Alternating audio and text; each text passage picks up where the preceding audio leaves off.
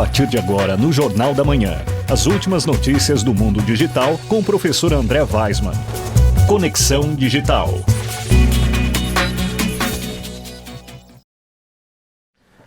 Muito bom dia a você, rádio ouvinte. Muito bom dia, Juliano. Muito bom dia, Tiago. Mais um Conexão Digital aqui na Jovem Pan, em apoio, com o apoio também da Rádio Ativa, a rádio do Colégio Neuza Domit.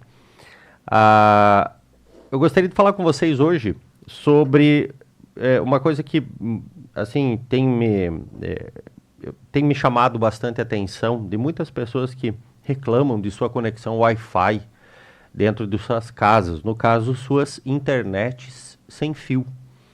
Então, a maioria das pessoas, assim, muita gente diz, mas o sinal é muito instável, é muito ruim, eu já não sei mais o que fazer. Então, eu queria passar algumas dicas importantes a serem observadas e que algumas delas dependerão do seu provedor de internet, porque a maioria de nós não temos acesso ao aparelho que o provedor deixa na casa, mas o provedor pode tomar algumas medidas. E aparelhos que você instala em sua casa para expandir o sinal, para aumentar a cobertura, né? E se você tiver acesso, você pode fazer algumas dessas dicas. Se não, chame a pessoa que fez a instalação para verificar se ele tomou essas medidas, certo?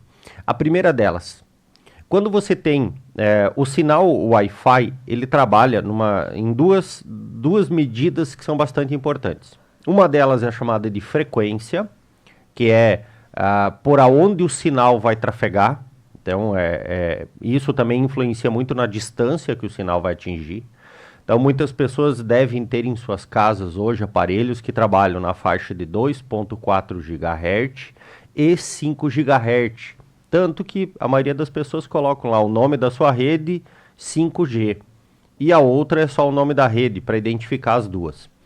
A rede de 2.4 ela vai mais longe, porém ela consegue trabalhar com uma quantidade menor de dados. Então é como se fosse, imagine você indo para Curitiba numa pista simples, com o seu carro andando numa pista simples, certo? Então o que? Você tem uma limitação de velocidade, você tem porque depende de quem está na sua frente, vai te atrapalhar nessa velocidade. Então, a primeira questão é a frequência que você vai trabalhar. A frequência indica a quantidade de dados que você consegue enviar. A outra informação chama-se o canal. O canal é a via por onde você vai transmitir seus dados. Então, você pode escolher ir para Curitiba pela BR-116, você pode escolher ir para Curitiba pela 476. Tudo depende da que está menos congestionada. Então, isso vai indicar o quê? Que você vai ter menos interferência na velocidade que você vai atingir. Então, é muito importante fazer uma análise dos canais que estão sendo utilizados próximos a você, certo? Então, se perto, isso precisa até tem um programa muito simples que você coloca no seu smartphone chamado Wi-Fi Analyzer, ou Wi-Fi Analyzer. Ele consegue medir quais são os canais mais utilizados perto de você. Então, se você estiver utilizando o mesmo canal, então imagine que estamos todos numa grande sala e um grupo de 20 pessoas e todo mundo tenta falar ao mesmo tempo, certo? O que vai acontecer? Ninguém vai se entender direito, mas todo mundo está falando. A ideia de vários aparelhos Wi-Fi utilizarem o mesmo canal é essa impressão. Todo mundo, um atrapalha o outro. Aí, para que você possa melhorar teu sinal, você vai lá e aumenta a potência. Então, você aumenta teu tom de voz.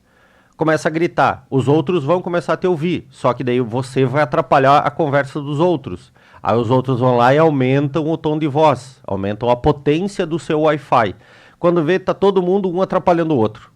Então, utilizar o canal mais livre, certo? E a frequência adequada vai ajudar muito na estabilidade, vai ajudar primeiro na distância onde esse sinal vai chegar e também na questão da menor interferência no que vai chegar.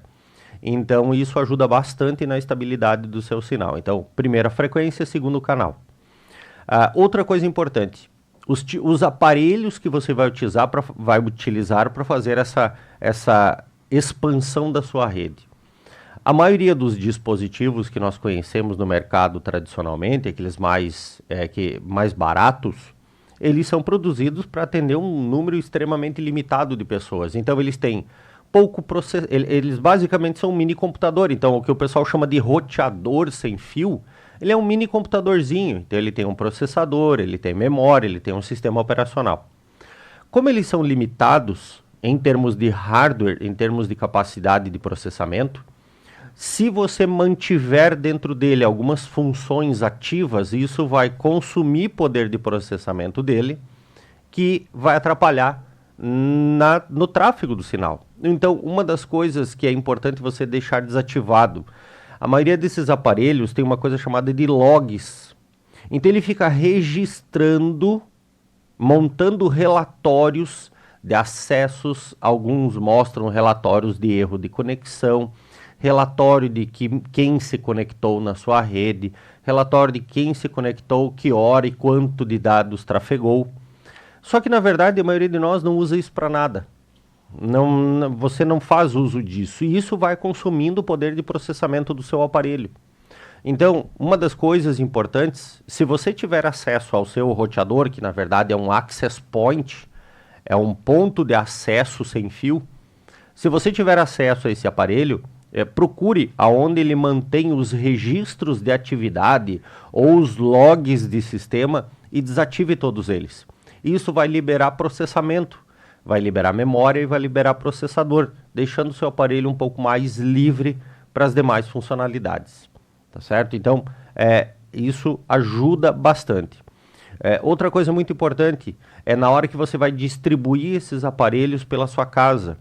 Então é importante fazer uma boa análise e, de preferência, hoje nós temos vários aparelhos que conseguem trabalhar de uma maneira extremamente transparente. Significa, você não precisa ficar trocando de redes dentro da sua casa.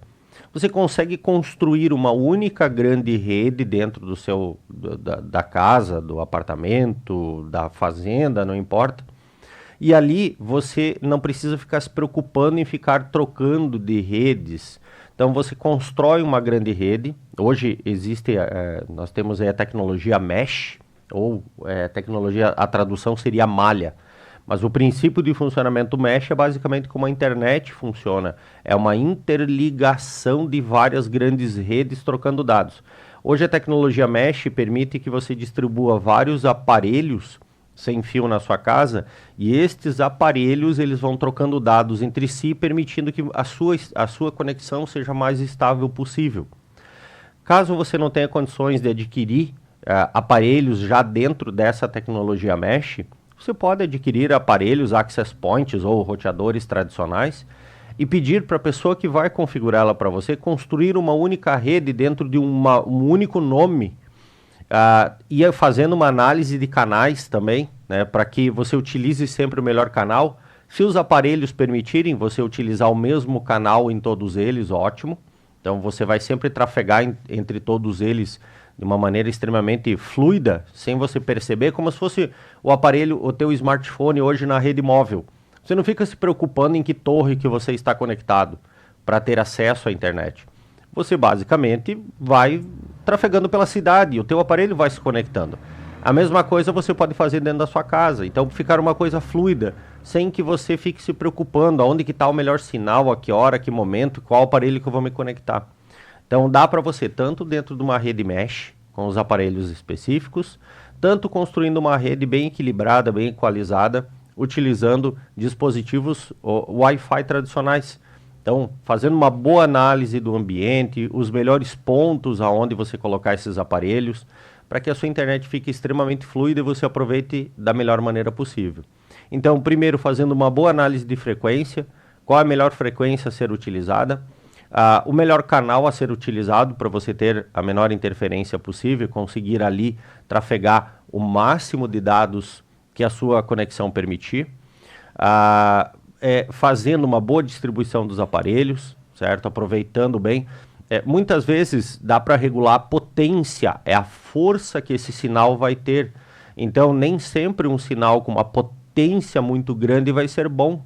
Então, muitas vezes ele vai atrapalhar uma conexão muito próxima. Então, quem estiver muito perto dele não vai ficar tão boa quanto quem está muito longe.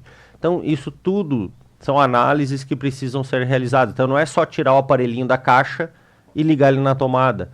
É importante fazer uma boa análise. Outra coisa importante, muitas pessoas compram esses aparelhos e por falta muitas vezes de conhecimento, não é culpa do cliente, não é culpa do usuário, mas a maioria deles ainda são aparelhos um pouco mais antigos, ou eles são mais baratos. Então, as portas de conexão, normalmente aquelas portas amarelinhas que tem atrás dele, trabalham no máximo a 100 megas.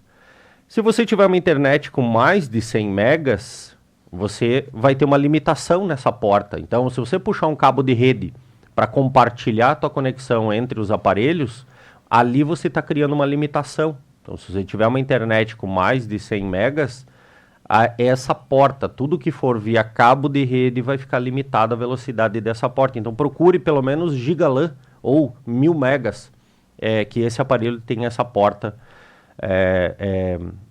disponibilizando essa velocidade maior para que você possa, de fato, em todos os pontos da sua casa, receber isso. Pessoal, existem mais algumas coisas que nós poderíamos comentar hoje, mas isso tomaria praticamente o Jornal da Manhã. Mas isso aqui são dicas básicas de como você poder construir uma conexão Wi-Fi estável e funcional na sua casa, certo? Então, são diquinhas básicas. Procure, caso você não tenha acesso aos seus aparelhos, procure o profissional de sua confiança, procure aquela pessoa que fez a instalação dos equipamentos para você e peça para ele fazer uma boa análise do seu ambiente, verificar. Então, mostre para ele, olha, em tal lugar não pega direito, na minha casa não tá legal, principalmente quem tem área de churrasco, que faz aquelas paredes de vidro. Então, o vidro ele bloqueia bastante o sinal. Então, normalmente ele vira um lugar praticamente sem sinal. Então, o ideal é você levar um cabo de rede até lá dentro e lá dentro colocar mais um aparelho para fazer a distribuição desse sinal. Mas deixo aqui então algumas dicas básicas que podem auxiliá-lo aí na melhora da sua conexão à internet. Lembrando, isso não depende do provedor, certo? O provedor, ele entrega o sinal até o aparelho dele na sua casa. O dali para frente depende do cliente. Então, do sinal que você vai pegar, aquele sinal que o provedor está te entregando e como é que você vai compartilhar dentro da sua casa. Pessoal, eu quero desejar um ótimo Dia dos Namorados amanhã para todos aí os que são eternos namorados, aqueles casados que namoram, a todos que estão iniciando seus relacionamentos, aqueles que já têm relacionamentos de mais data. Então, um ótimo Dia dos Namorados amanhã. Uma ótima semana a todos e até a próxima terça-feira com mais um Conexão Digital aqui na Jovem Pan e na Rádio Ativa do Colégio Neuza Domit. Você ouviu Conexão Digital com o professor André Weismann. Conexão Digital.